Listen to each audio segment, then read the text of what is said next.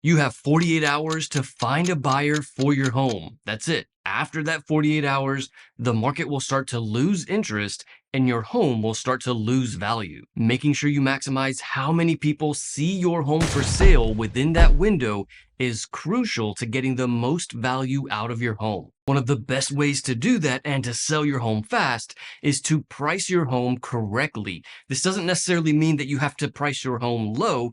In some instances, it could mean that you need to price your home higher.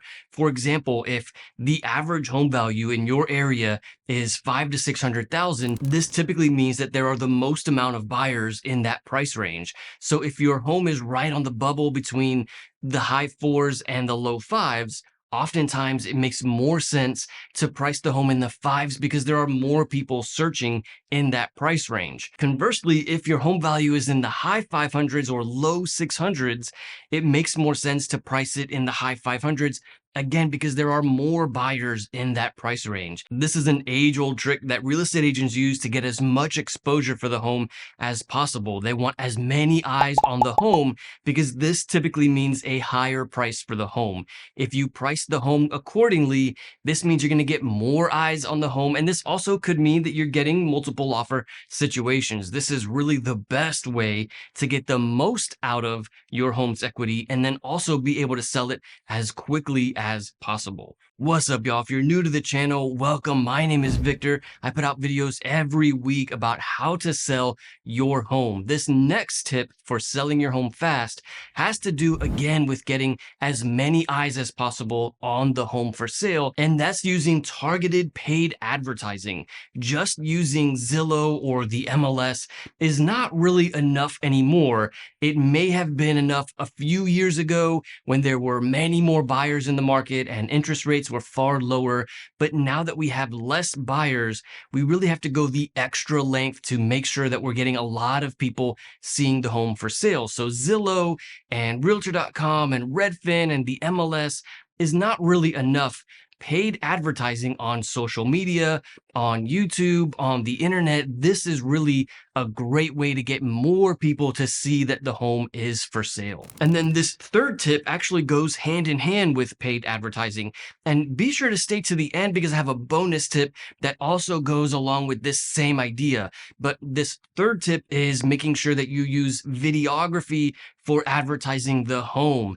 Gone are the days of just using photography for making sure that the home looks great. Like, a professional photographer is great, especially for listing on the MLS, but videography and having someone who is going through the home and giving a tour of the home, this is really what people want to see. They want to understand the flow of the home. It's difficult sometimes with just photography to see how the kitchen is connected to the living room, or how it all is related to the dining room, or where that first bedroom is. Sometimes it's on the top floor, sometimes it's on the first floor. And so videography is a much better way to give a person an idea of the general layout of the home and also just the flow and the feel of the home. This is something that's difficult to do in photography, but the feel of the home comes out much better with videography. Especially if you are paying for advertising, you want to use something that not everybody is doing. Everybody does professional photography when it comes to listing their homes, but not everybody does videography. And this is the best way to stand out among the crowd and get more eyes on your home. Number 4 on the list of 6 tips to sell your home fast is that the home has to be absolutely pristine, perfect, beautiful when it comes to showings and the photography and the videography. What I often tell my clients is that it needs to look magazine beautiful or magazine ready. The way that we see in the magazines how beautiful a home is, that's what it should look like when a potential buyer walks through the home. Now, I understand this can be kind of difficult. Some tips for how to make sure that the home looks as beautiful as possible. Oftentimes people ask me is like, do I need to take care of this minor thing? There's a scratch on the wall, or something like the kitchen appliances don't all match. Some are stainless steel, some are white. These kinds of things are not glaring issues that are going to deter buyers. There are so few listings right now that those are not really the things that are holding back buyers. It's the glaring issues that are holding back buyers. Things like an HVAC system that doesn't work properly. Like when they walk through the home, how a home feels is just as important to buyers as the way that it looks and the way that it presents. So not having an HVAC system is well worth the investment to change the HVAC system. Now you might think that HVAC system is $15,000 or $20,000. But if you think about it, if the home is worth $500,000 with a working HVAC system, but it's missing that $20,000 HVAC system, you might think, okay, then the home is worth $480,000. But to potential buyers, they will often have a hard time seeing the fact that it's only missing a $20,000 HVAC system. To them, it's far more than $20,000. And so you are really losing more than $20,000 in the value of the home. It could be as much as $50,000, $75,000 if a buyer walks through the home and it's too warm. Or another common example is carpet flooring. I realize that carpet flooring might only be $5,000 to $10,000 to replace throughout the home. Again, in a $500,000 home that needs new flooring, the seller might think that that makes the home worth $490,000. But to a buyer, again, they have a hard time seeing past something like carpet. So to them, it's not just $10,000 less that the home is worth.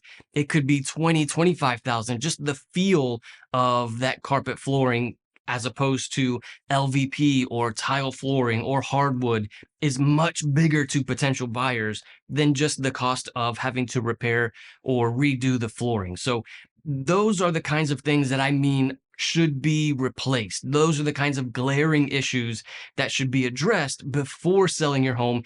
And these are really the things where you're going to get the most return on investment when you're selling your home. Number 5 on the list is making sure that every email, every phone call, every text message, every social media message is all answered when somebody is inquiring about the property. This can often be difficult for homeowners. This is what we find is that many times homeowners think, sure, I can answer the phone, I can answer the text messages.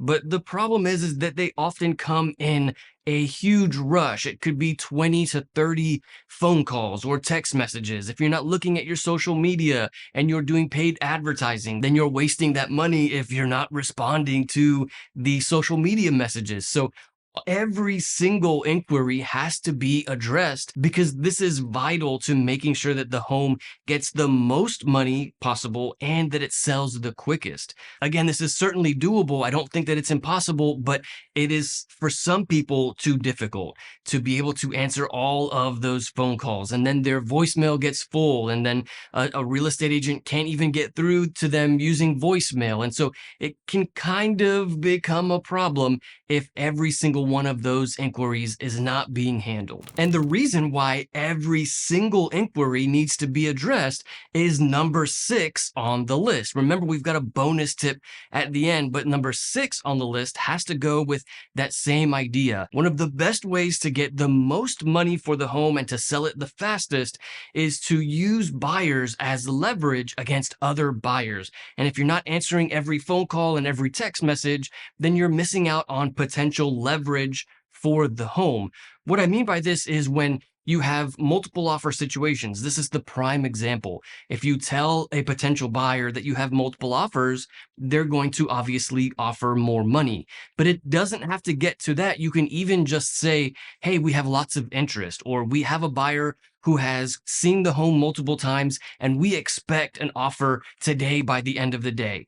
This is a common thing that many listing agents will say, and that anybody who's selling their home could say to a potential buyer.